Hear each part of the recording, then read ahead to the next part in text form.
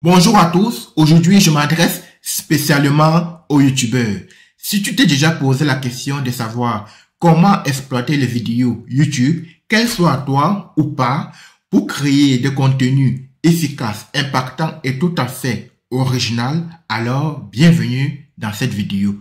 Car c'est ce que je m'apprête à te montrer de manière très détaillée et étape par étape. Et il faut noter que tout ceci est totalement automatisé. Et je te fournirai d'ailleurs tous ces scénarios à la fin de cette vidéo. Cette automatisation se fait avec l'outil MEC, anciennement Integromat, qui est très efficace, dont je t'invite à t'inscrire sur cette plateforme. Si tout ceci t'intéresse, alors je t'invite à t'abonner et activer la cloche de notification afin de ne rien rater la prochaine fois. Pour comprendre la suite de cette vidéo, il faut savoir que tout ce processus est divisé en 3 parties ou alors en 3 étapes. La première étape consistera à générer de manière automatisée du contenu. La deuxième étape consistera toujours de manière automatisée à partager ce contenu sur tes plateformes médias.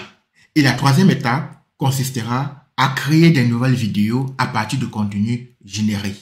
Tous ces ressources qui seront fournies à la fin de cette vidéo. Après toutes ces précisions, je t'invite actuellement à voir avec moi de manière très détaillée la première étape. La première étape, c'est un scénario MEC, comme je t'ai dit précédemment.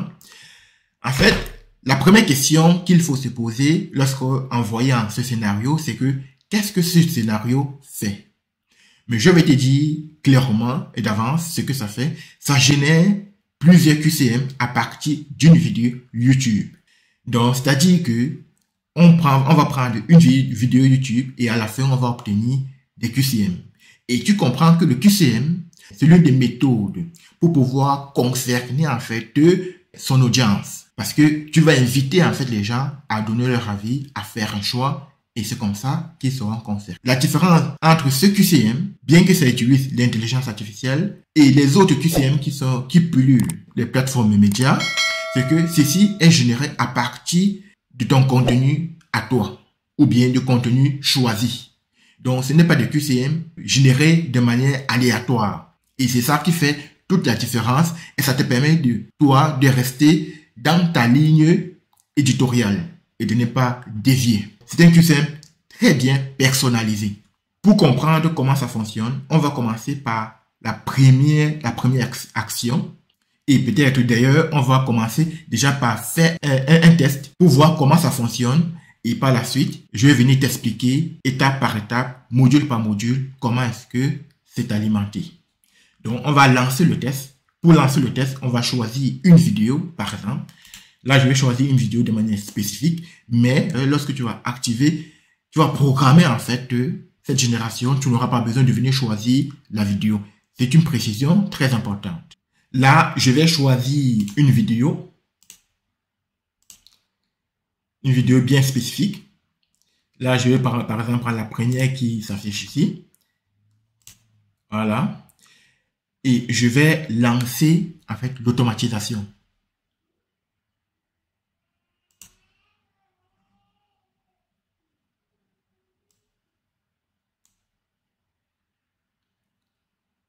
On voit que on est déjà au niveau de ChatGPT, de OpenAI.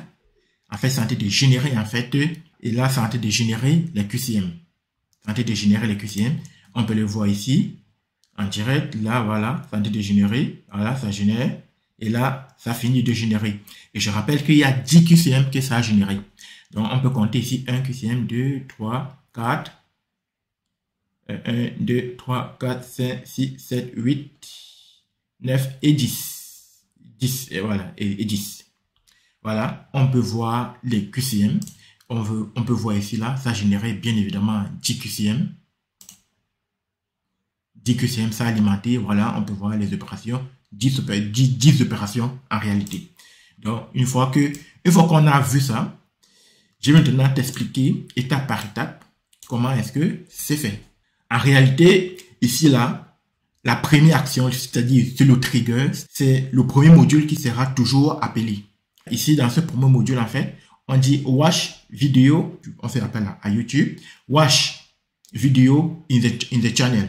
Là, en fait, on dit watch video in the channel. Ce trigger surveille les vidéos, ça prend les vidéos sur YouTube, des nouvelles vidéos, mais tu peux tout à fait paramétrer ça pour que ça prenne également des anciennes vidéos. Donc, pour paramétrer pour que ça prenne des anciennes vidéos, on va rentrer dans le paramétrage, tout simplement. Ici, dans un premier temps, il faut connecter en fait ton YouTube à Mac. Cette connexion, tu peux la faire sans souci. Et si tu as des soucis, tu peux toujours venir consulter Online Help qui te permet de voir comment est-ce que cette connexion se fait. Donc, si par exemple, je m'en vais ici sur Online Help, on peut voir en fait que Mac explique comment la connexion est faite. Donc, on va pas faire de ça un objet pour une vidéo ou bien pour cette vidéo, en tout cas. Donc, je t'invite à te référer ici sur le module Help de Mac. Et si tu as eu des soucis, je me ferai le plaisir de t'apporter, de t'aider à le faire. Donc, on va retourner à notre scénario. Ici, là, une fois que la connexion est faite, il faut choisir en fait la chaîne que tu veux, donc c'est-à-dire à travers l'ID, parce que il faut connaître que Google permet d'avoir plusieurs chaînes YouTube ou bien plusieurs chaînes YouTube sur une même adresse. Donc, il faut choisir en fait la chaîne sur laquelle tu veux travailler. Et ce choix se fait à partir de l'ID de la chaîne. Voilà, une fois que tu as copié l'ID, tu viens le coller ici. Voilà. Et puis ici, là, tu peux décider d'utiliser des vidéos qui ont été publiées à partir d'une certaine date. Donc moi, par exemple, j'ai dit, j'utilise les vidéos qui ont été publiées avant le 1er octobre 2024. Voilà, et tu peux également utiliser les vidéos qui sont produites à partir d'une autre date, c'est-à-dire après une certaine date, c'est-à-dire after, donc tu peux également préciser ici. Moi, je ne l'ai pas précisé. Donc, le troisième paramètre, ou alors le dernier paramètre ici, là, à maîtriser, c'est que combien de vidéos tu veux prendre à la fois, combien de vidéos tu veux évaluer à la fois. À l'occurrence, moi, j'évalue toujours une vidéo. Voilà. Donc, toi, tu peux évaluer plus d'une vidéo. Je te conseille quand même d'évaluer une vidéo parce que ce scénario permet de créer quand même 10 QCM à la fois. Donc, une fois que ceci est fait, on va valider. Ici, là, pourquoi j'utilise ce module? Tout simplement parce que en utilisant ce module, ça me permet de récupérer en fait les détails de la vidéo, la description de la vidéo précisément et autres informations. Voilà, tu peux également récupérer l'image de la vidéo. Donc ici, en réalité, qu'est-ce que je fais? Je mets ça en fait de la vidéo ID, de l'ID de la vidéo qui a été générée. Parce qu'en fait, ici, là, on dit update des vidéos, mais en réalité, en fait, je n'update rien parce que je n'en ai pas besoin. Ce qui m'importe le plus, c'est ce que ça renvoie. Ce sont les informations que cela renvoie. Voilà. Et là, je mets ça en fait de l'ID généré ici. Donc, comme on peut le voir ici, on revient sur le premier module. On constate qu'il y a vidéo ID ici, là. On constate également qu'il y a le title qui a été utilisé. Voilà, et puis une description. Je reviens ici pour dire en fait que je me sers de la vidéo ID qui a été générée ici, qu'on a vu tout à l'heure. Voilà. Une fois que ceci a été utilisé, je peux avoir les différentes informations de la vidéo. Donc, c'est-à-dire que là, j'ai un ID qui est en entrée, input, et en sortie, j'ai toujours l'ID, mais sauf que je peux avoir plus d'informations que précédemment. C'est-à-dire que je peux avoir la description de la vidéo, comme cela est montré ici, là, et cette description est très vitale. Et ce n'est qu'à partir de ce module-là, YouTube, que je peux avoir la description totale, parce que précédemment, elle ne donne pas une description totale, parce que le premier module, en fait, donne une description tronquée, comme on peut le voir ici. Et cela ne m'intéresse pas. Je veux une description totale. C'est à partir de cette description qu'on va prendre, en fait, l'information qui nous permettra de personnaliser nos QCM après. Ici, j'ai une description totale. Une description totale ici. Voilà, totale que je récupère. Et c'est cette description qui sera utilisée ici dans TextSparks. TextSparks, en fait, ici, je récupère la description de la vidéo. Et à partir des textes sparses, je filtre en fait pour prendre tous les chapitres de la vidéo.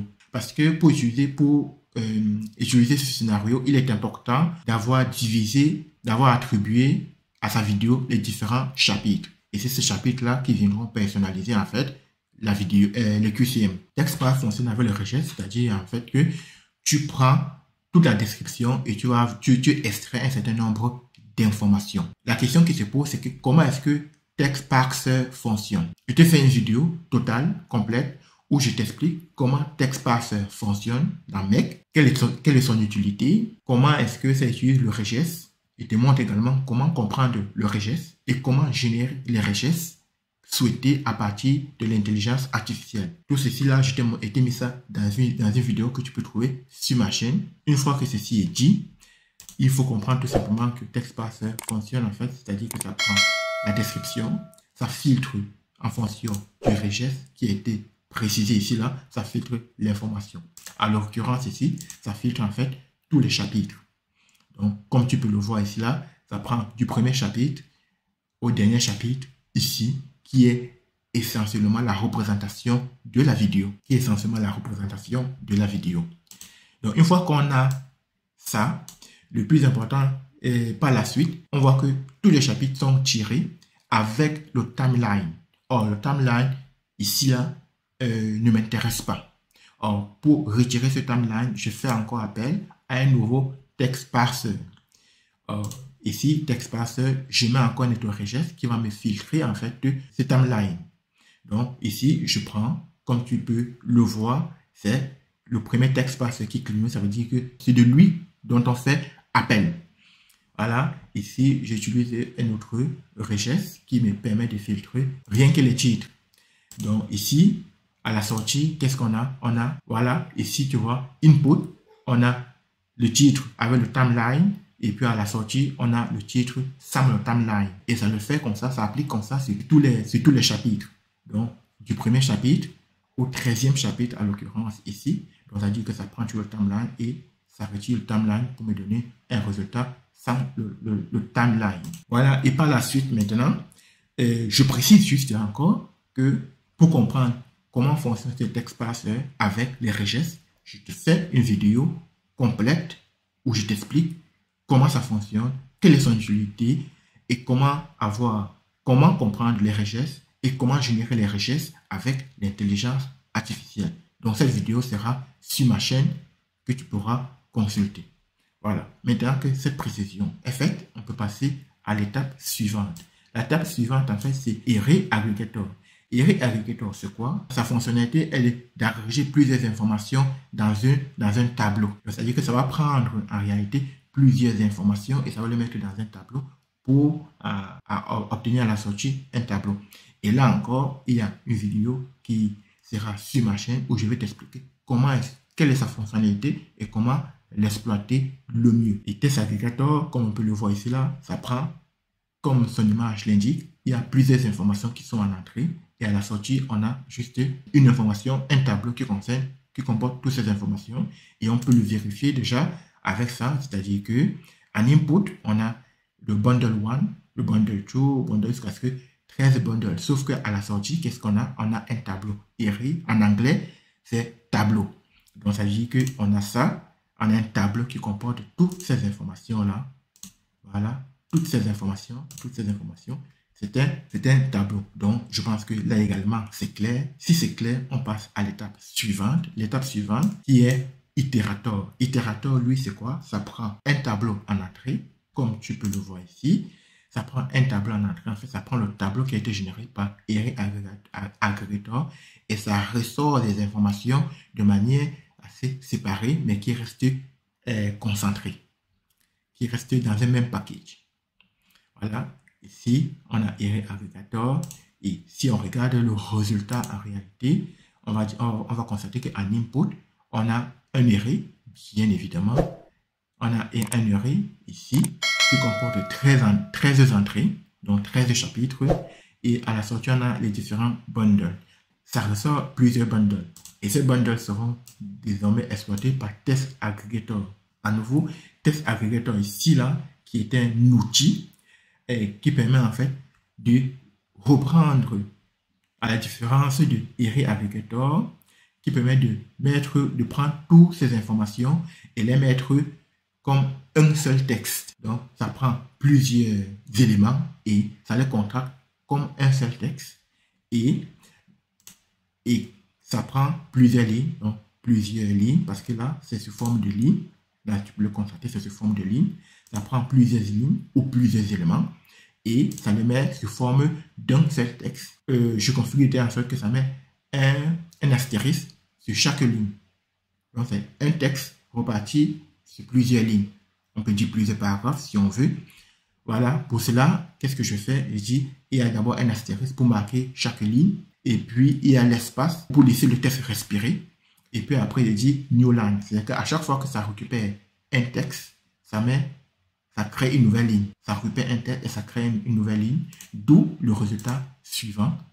Donc, en entrée, on a différents bundles. Il faut bien remarquer, il y a différents bundles ici. Et à la sortie, qu'est-ce qu'on a? On a un seul texte qui est sur plusieurs lignes ou alors sur plusieurs paragraphes. Je me répète, plusieurs bundles à l'entrée et à la sortie, on a un seul texte mais qui est sur plusieurs lignes ou plusieurs paragraphes. Voilà, une fois que ceci est clair, ici là, je crée en fait une variable. La variable ici permet de stocker en fait le contenu de ce texte aggregator. Parce qu'en fait, je n'aimerais pas avoir un scénario qui est long à l'infini ou alors qui est long au point où on n'arrive pas à suivre. L'objectif de cette variable est de pouvoir la réexploiter juste à la prochaine branche. Donc ici là, je fais un set variable, c'est-à-dire je crée une variable et cette variable en réalité, je la nomme chapitre et pour la valeur, je mets tout simplement le texte qui a été généré. Donc on peut le voir là. Donc, si je dis là, et si je mets le curseur sur texte, on voit très bien que c'est texte aggregator qui est en train de clignoter, histoire de m'indiquer en fait que ce texte appartient à ce module. Et je t'ai déjà expliqué la fonctionnalité de cette variable et le pourquoi elle est là. Et par la suite, maintenant, je viens ici à exploiter en fait cette variable-ci. Dans le premier module ici, là, en réalité, je fais get variable. Donc, ça veut dire que je pars chercher la variable qui a été précédemment créée. Donc, il faut voir la différence entre le set et le get. Donc, le set, on modifie et le get, on récupère. Donc, ici, là, je fais get variable. Je pars chercher ma variable. Ici, là, on dit le nom de la variable. Il faut donner véritablement le nom qui a été utilisé pour la variable. Ici, là, à moi, c'était chapitre, comme on a vu précédemment. Et une fois que ceci est fait, normalement, les choses se font de manière automatique. Donc, ça veut dire que l'information qu'on a ici, normalement, tu vois, ici, chapitre, ceci, on va recevoir cette information, la même information ici, et c'est ça le cas. Et c'est le cas dont je récupère en fait cette information-là, voilà, que je vais exploiter par la suite. Et pour exploiter ça par la suite, c'est dans ChatGPT. Dans OpenAI, je crée en fait un prompt où je lui demande de créer en fait du QCM à partir des informations que je lui fournis. Parmi ces informations, en réalité, il y a le titre de la vidéo. Je prends le titre de la vidéo et les chapitres de la vidéo et de la description de mon agence. Parce que je suis une agence Afronovation qui propose ses services d'automatisation des process. Si jamais c'est le cas pour toi, si tu as besoin des services, je me ferai le plaisir de répondre à tes besoins. Donc, je prends le titre, je prends les chapitres. Tu vois jusqu'où est-ce que la personnalisation du QCM se passe. Et je prends la description de mon agence pour lui dire ce que je fais, les propositions que je fais, les propositions de valeur que je fais et qui est-ce que j'aide, les PME et les TPE. Voilà. Et je lui dis, crée-moi le QCM. Je lui donne la structure du QCM qu'il doit créer. Donc, ça veut dire qu'il y a réponse 1, réponse 2, réponse 3. Donc, en fait, il y a d'abord une question et puis réponse 1, réponse 2. Et c'est là, je personnalise, je viens rajouter, je viens préciser cette structure en lui demandant de créer ça sous forme de JSON. Pourquoi sous forme de JSON? Je te montrerai le pourquoi la réponse viendra tout juste après, parce que je sais que ça sera très important, le JSON à exploiter. Je lui demande de créer ça sous forme de JSON. Donc, c'est-à-dire qu'on a QCM1, on a la question, on a la première option, la deuxième option, la troisième option, et puis ça me donne la bonne réponse. Donc, c'est-à-dire qu'une fois que j'ai pris ça, ça me donne un QCM, donc avec trois propositions et la bonne réponse. Et je fais comme ça, je lui demande de créer comme ça 10. Donc, comme on peut le voir là, ça va jusqu'à 10 QCM. Une fois que ceci est fait, je peux également te donner ce prompt.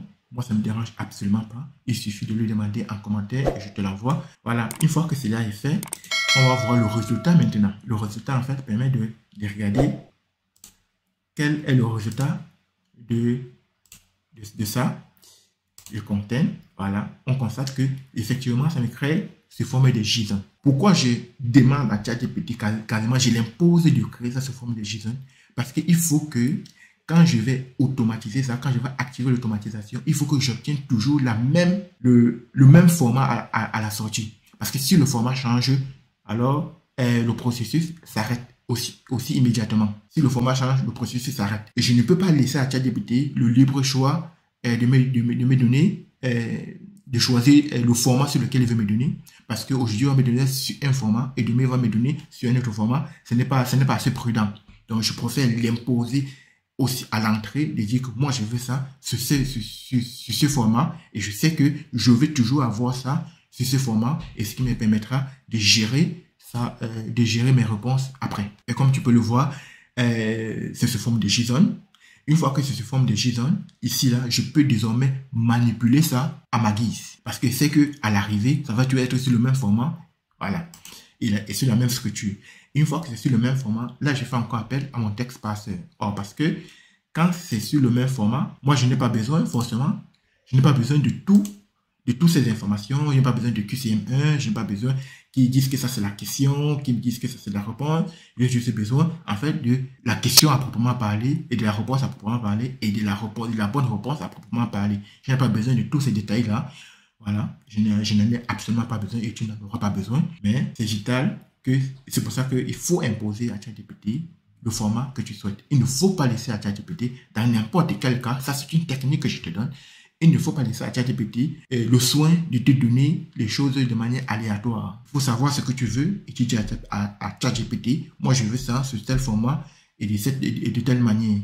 Voilà, parce que si tu lui laisses le libre choix, il va te donner aujourd'hui voilà, 2 mots, demain va te donner 3 mots, 4 mots, ça sera assez aléatoire, ce n'est pas assez prudent. Une fois que je sais sur quel format est-ce que je récupère QCM, je peux désormais utiliser un texte parseur avec les regex pour dire en fait que moi je veux ceci. Qu'est-ce que je fais? Je fais appel au regex et je dis moi je veux le résultat. Et le résultat, je prends tout le résultat et j'utilise mon texte parseur, mon regex pour dire en fait filtre-moi les choses et à la sortie, donne-moi juste la question et les réponses, et pour moi, ça me va.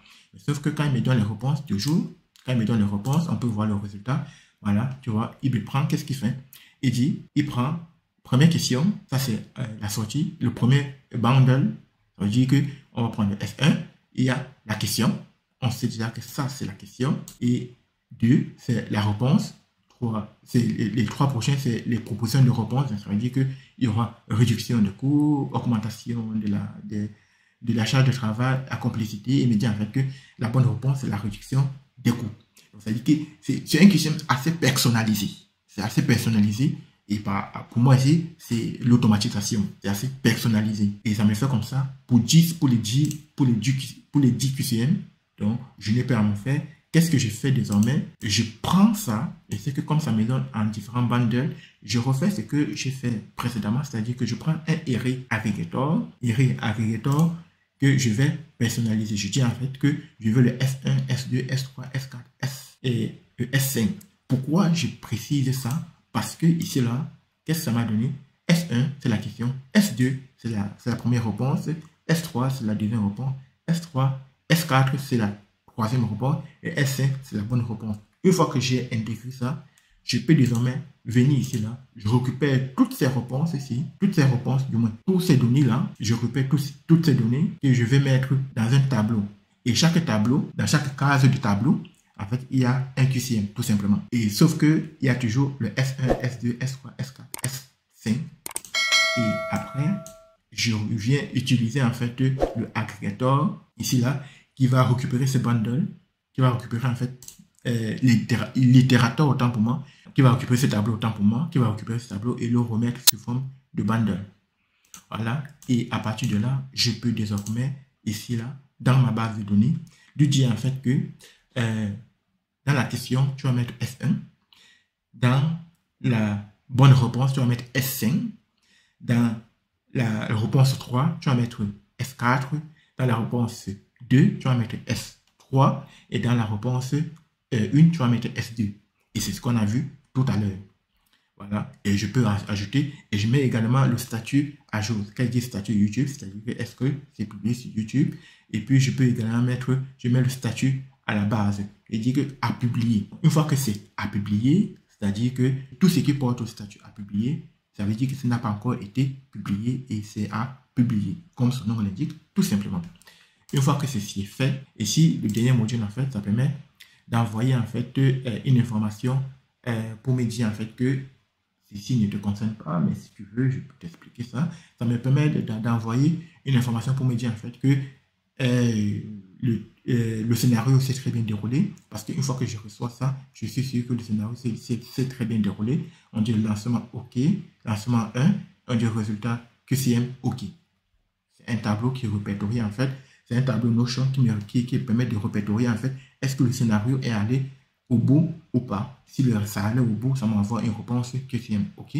Voilà, et là je suis rassuré en fait que mon QCM, mon scénario s'est très bien exécuté et que je n'ai pas à m'inquiéter.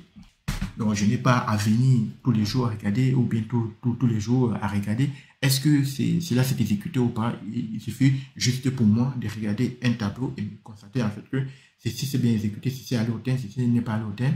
Alors, si je ne reçois pas de réponse alors que j'étais censé recevoir une réponse, alors je dois m'inquiéter. Voilà, je dois me poser des questions. Mais en réalité, tu peux t'arrêter ici, là, voilà, et puis ton scénario fonctionnera très bien. Voilà. Mais une fois que ceci est fait, on va aller voir le résultat. Je pense que le résultat, on a déjà vu le résultat. On le voit une fois de plus et on constate en fait que tous les statuts sont à publier. Voici donc le premier scénario. Et c'est que l'information que je voulais rajouter, à défaut d'utiliser en fait c'est YouTube, ces informations YouTube, on pouvait également utiliser le RSS. Le RSS, en fait, ça permet de répertorier toutes les vidéos qui sont sur YouTube et de faire le même travail. Donc, au lieu de 2 modules, on peut utiliser rien qu'un seul module en utilisant notre RSS, en faisant appel à notre RSS que offre YouTube. Donc, ce lien, en fait, permet en fait de répertorier toutes les vidéos. Je n'ai pas utilisé ça. Pourquoi? Parce que je veux apporter d'autres paramètres que ça. Mais tu peux également utiliser ça. Et en plus, ça te donne beaucoup plus d'informations sur les vidéos. Mais sauf que, est-ce que tu as besoin de ces informations? La question se pose. En l'occurrence, moi ici, je n'en avais pas forcément besoin de toutes ces informations. Mais je t'invite à faire le test de ton côté. Voilà. Voilà la précision que je voulais voir avec toi. Voilà la précision. Pour moi, à l'instant T, cela n'est pas très important. On a déjà testé ce scénario. On a vu que ça fonctionnait très bien. Donc voilà donc la première partie abordée. Une fois que la première étape est terminée et qu'on est d'accord que ça fonctionne très bien et que la génération se passe très bien et que le contenu est suffisamment personnalisé, donc maintenant on va passer à la deuxième étape. Donc on est en train de suivre ce qui a été annoncé dès le départ. C'est-à-dire que on va prendre en fait la génération qui consiste à la première étape et puis la publication qui est la deuxième étape. La deuxième étape ici consiste à publier le contenu qui a été généré. Dans cette deuxième étape, en fait, le scénario est le suivant. Donc, c'est-à-dire que dans ce scénario, en fait, on va aller chercher ce contenu et on va le publier. Donc, déjà, ce que je propose ici, là, c'est de voir déjà de manière très détaillée ce que chaque module fait et à la fin, on va faire le test. Donc, ici, le premier module, en fait, on fait appel à Notion. Comme tu le sais très bien, c'est-à-dire que le contenu qui a été généré a été stocké dans Notion. Donc, c'est-à-dire que c'est dans Notion qu'on va aller chercher ce contenu. Pour aller chercher ce contenu, on aura besoin de la table dans laquelle, de la base de données dans laquelle le contenu a été stocké. Pour cela, c'est simple, on va aller chercher, on va utiliser cette base de données. On va dire alors que on va cette base de données et on va suivre en fait le statut. on va dire que tant que le statut est égal à publier, alors tu peux utiliser cette ligne-là. Autrement dit, c'est pour dire en fait que si c'est déjà publié, alors pas besoin de publier quelque chose qui a déjà été publié. Et on va spécifier la limite, on va dire on veut publier une ligne à la fois. Ça ne sert encore à rien de publier 2 lignes, autant le faire plusieurs fois dans la journée et non une seule fois d'un seul coup. Voilà. Donc, et si, je peux rajouter d'autres conditions, mais à ce stade ici, ça ne m'intéresse absolument pas de rajouter plus de conditions. Moi, ce qui m'importe, c'est de dire que je ne veux pas publier quelque chose qui a déjà été publié. Donc, à partir de ce moment-là, je pose la condition et c'est bon pour moi.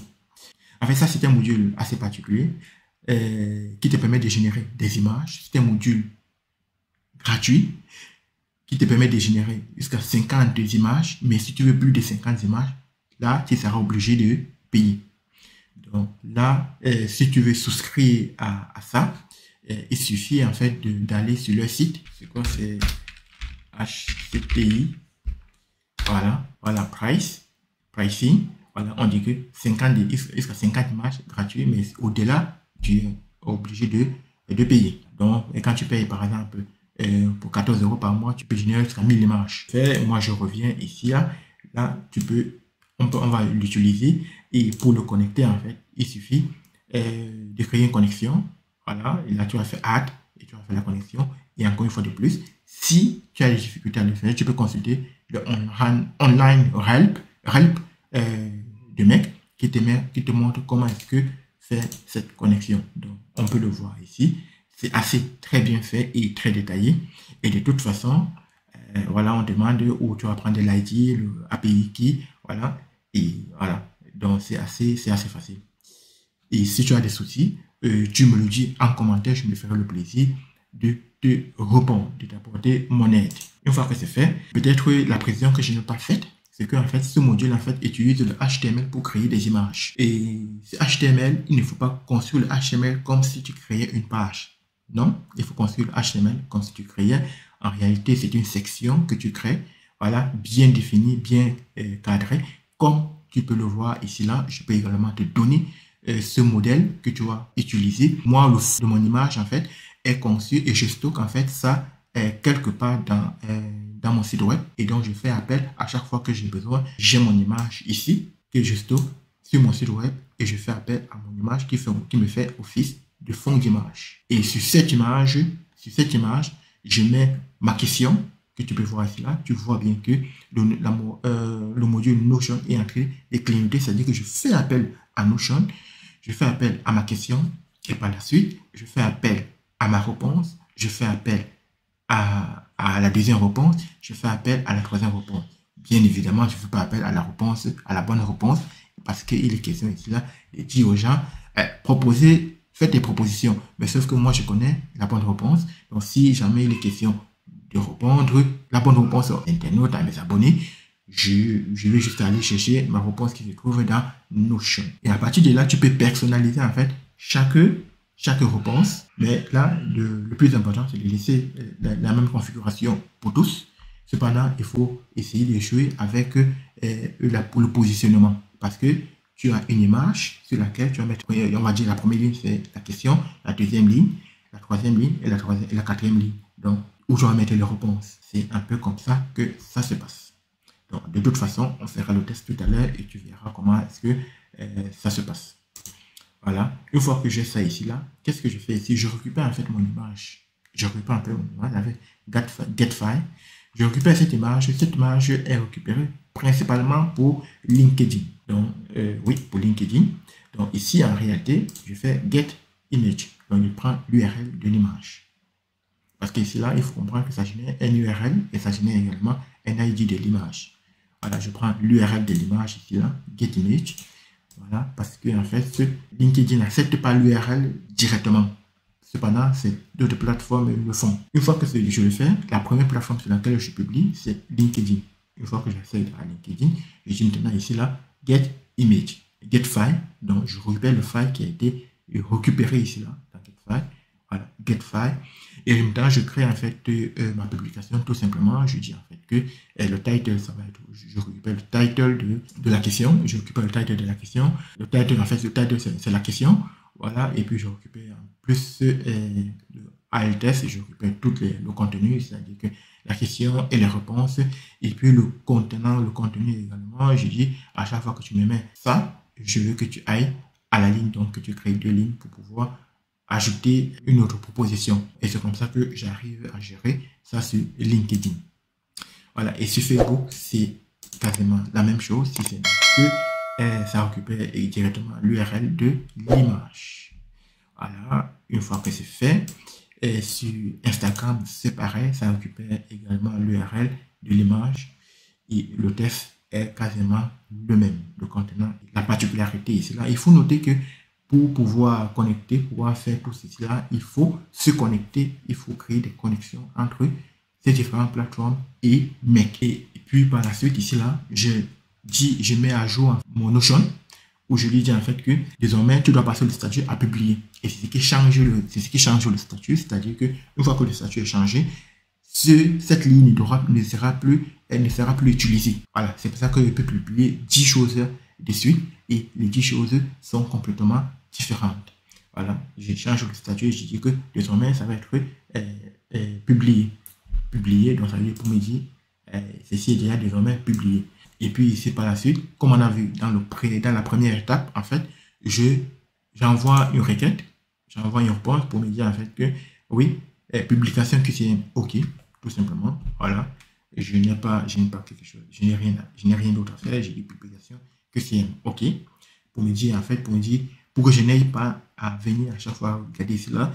Autrement dit, si je fais comme ça, plusieurs scénarios, il va falloir que je vienne à chaque scénario vérifier est-ce que le scénario s'est bien déroulé ou pas. Non, j'ai juste un seul tableau à regarder pour voir quels sont les scénarios qui se sont bien déroulés et quels sont les scénarios qui ne se sont pas bien déroulés. À partir de là, je peux voir et pour connaître est-ce qu'il faut prêter une attention particulière à tel ou tel scénario ou alors tout est ok, allez, et j'avance.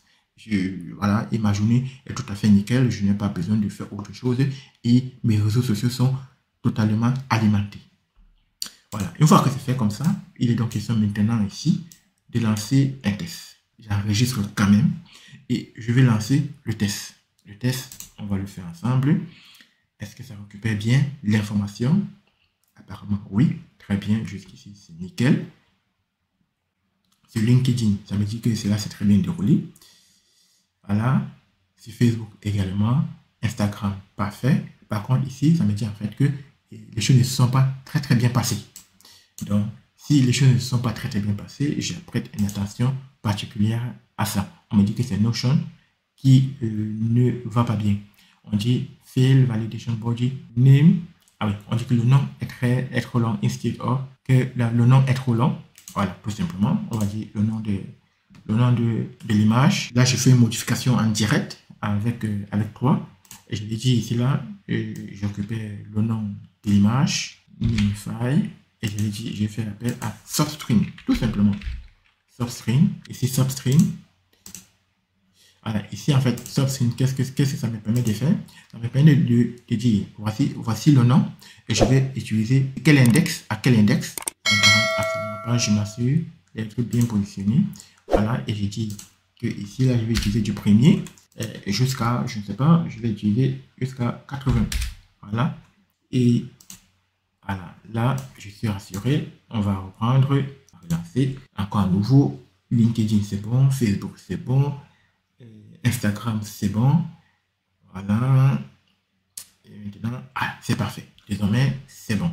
Donc là, c'est parfait. Donc, on va aller dans notre truc, dans notre Notion. On va aller vérifier est-ce que déjà le statut a changé. On va regarder ce que ça a publié. On va essayer de rafraîchir déjà. Oui, on cherche, on va dire, voilà, on constate que publier, c'est désormais, la première colonne a désormais été publiée. Donc, ça veut dire que la première ligne a été publiée. Voici le titre de l'image. Mais pour ce qui est de l'image, on peut le voir. On peut voir l'image. On peut voir l'image si on part dans table. Voilà, je pense que là, on va pouvoir voir l'image. Voilà, Integromat. Si on fait ça, on va pouvoir voir l'image. Voilà, voilà l'image. Voilà. Et me voici. Et voilà comment l'image est générée.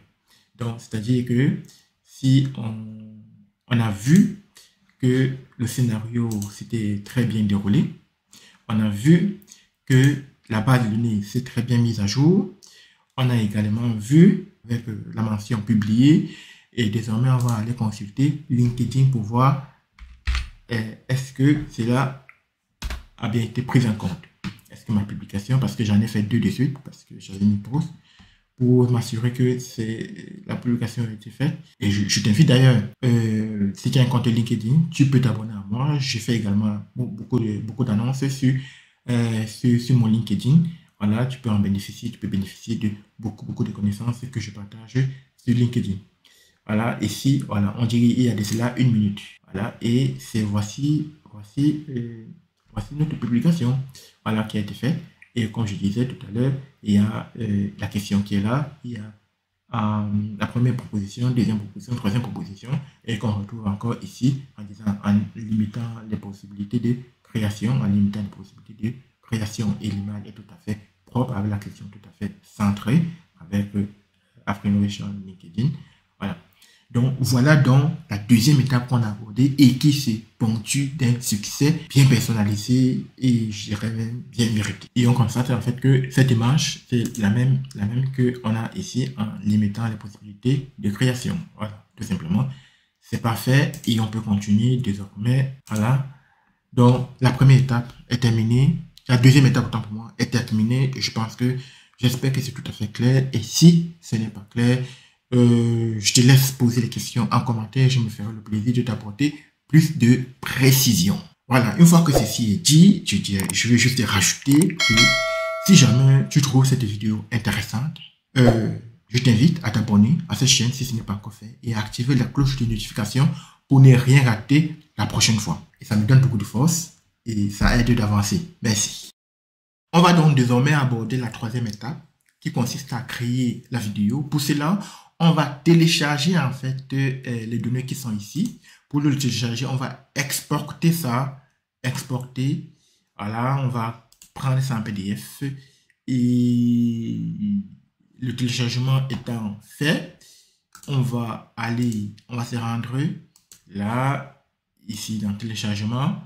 Et on va actualiser. Là, le fichier est tellement petit parce que s'il fait exporter, s'il fait extrait vers, en fait, ça me fait comprendre en fait que il n'y a rien à exporter. Il n'y a rien à exporter. En fait, ceci est dû au fait que la taille du fichier est tellement petit qu'il n'y a pas d'exportation possible. Donc pour cela, on va essayer avec mon fichier principal, donc histoire de montrer comment est-ce que ça se passe. Donc on va exporter cette fois-ci. Voilà, là ça prend un peu plus de temps parce que les données sont un peu plus denses. Voilà, et on va désormais actualiser à nouveau. Et là, il y a désormais un peu plus de données. Et je vais dire extrait ici, extrait vert. Et normalement, ça devrait extraire là, aujourd'hui, le 9. Voilà, et c'est ça le fichier. Et dans ce fichier, il y a quasiment tout. Voilà, et ce fichier comporte tous les QCM. Donc, il n'y a pas à s'en faire, il ne faut pas s'inquiéter de la forme, c'est parce qu'il n'y a pas de retour à la ligne. Il est question ici maintenant de revenir donc pour créer les vidéos, de revenir ici dans Canva. On va donc utiliser l'outil Canva pour créer la vidéo. Et pour le faire, je vais utiliser un template que j'ai conçu. Il est ici. Un instant pour que le temps que ça se charge. Voilà. Que ça se charge et je vais dire ouvrir.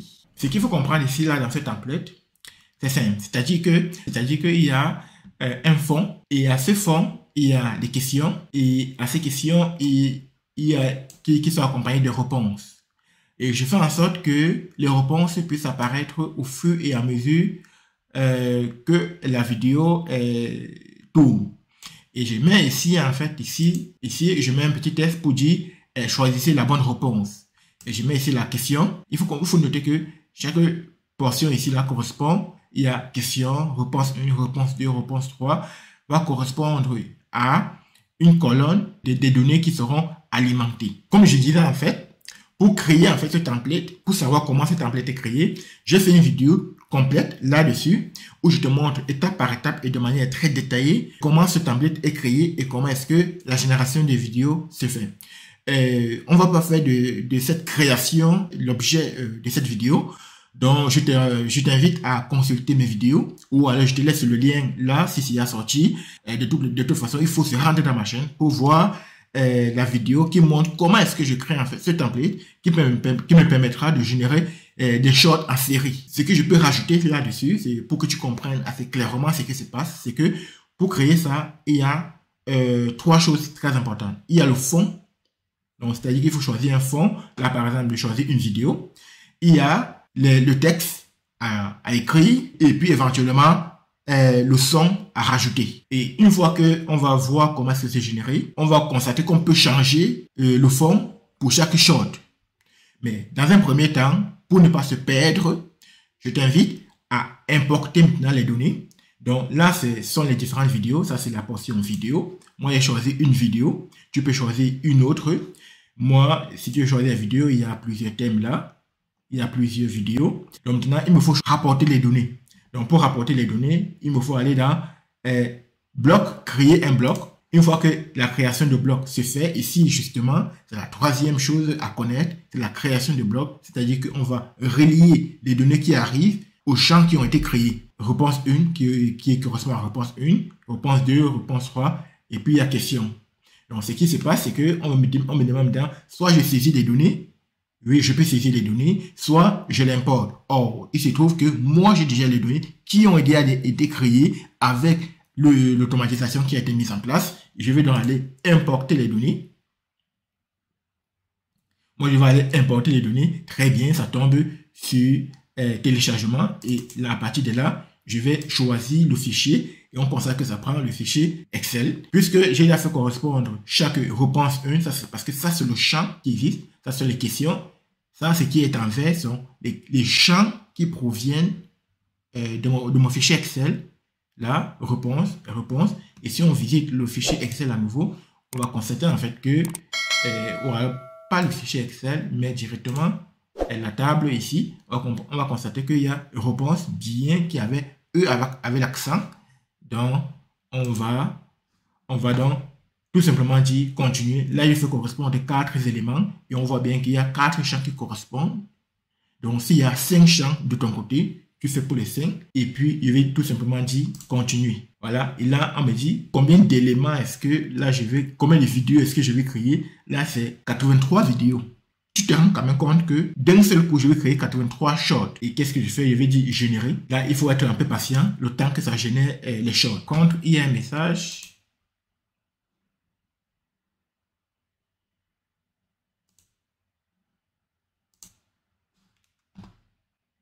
Ouais, il va dire à nouveau générer. Là, désormais, ça va me générer mes shorts. Il faut être un peu patient, c'est quand même beaucoup. Et tu constates là que c'est évidemment en train de générer les shorts et que l'ensemble, la durée des shorts, là, il me semble que ça doit être 40 minutes, presque 41 minutes. Là, on va essayer de faire jouer les shorts. Là, on va lancer. Là, ça apparaît, oui. La première réponse, il y a la question là, il y a un clignotement qui se passe là. La deuxième et la troisième réponse. Voilà, on va partir au prochain short, normalement. Voilà, un autre short. Et évidemment, ça change là. Le gain de temps, réduction des erreurs, augmentation du coût. Voilà, diminution de la productivité. Donc là, on constate que ça se fait très très bien. Donc, ça fonctionne à la perfection. Donc, on va arrêter là. Et maintenant, il est dans l'heure d'exporter son travail. Pour exporter son travail, on va faire téléchargement. On va dire toutes les pages. Oui, il y a 83 pages. On va dire toutes les pages. Oui, téléchargement des pages en différents fichiers. Là, on va dire télécharger les pages en différents fichiers. Voilà. Cependant, pour télécharger les pages en différents fichiers, il va falloir avoir l'option payante de Canva. Voilà, comme c'est bien indiqué là, l'option payante de Canva. Et je rappelle que tu peux rajouter la musique directement dans Canva.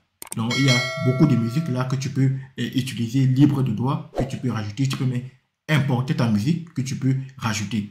Tu peux rajouter la même musique d'un seul coup dans le template pour tous les shorts, ou alors tu peux venir spécifier pour chaque template la musique que tu souhaites.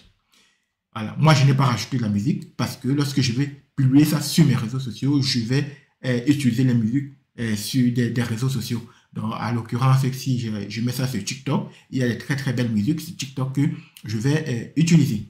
Voilà. Donc, moi, je vais télécharger ça. Là, en fait, là, c'est en train de télécharger. On peut le voir ici. Voilà, c'est en train de télécharger. On peut voir la progression ici. C'est quand même assez beaucoup. Donc, ce que je vais te dire, c'est que on se quitte et on revient dans quelques minutes lorsque le téléchargement sera terminé. Oui, le téléchargement est désormais terminé. Donc, on peut consulter notre fichier téléchargé ici. Voici les différentes vidéos. Donc, on va prendre 83 vidéos. On va prendre une vidéo au hasard. On va la faire jouer. Voilà. Voilà la vidéo. Voilà notre short. Très bien fait. Voilà. Il laisse la possibilité de mieux lire la question. Et là, on a toujours un clignotant QCM. C'est parfait. Et là, tu peux publier ton short. Donc, j'espère que tu as appris quelque chose de cette vidéo. Et s'il y a des zones d'ombre, n'hésite pas à les mettre en commentaire. Je me ferai le plaisir de t'apporter plus de précision. Et je réitère juste que si tu ne t'es pas encore abonné à cette chaîne, il est temps de le faire. Ça me fera bien plaisir. Un grand plaisir d'ailleurs. Et active la cloche de notification, partage pour que les autres puissent aussi en bénéficier. Donc, on se donne rendez-vous pour une prochaine vidéo et prends soin de toi. Merci. Afro Innovation, c'était Jonas.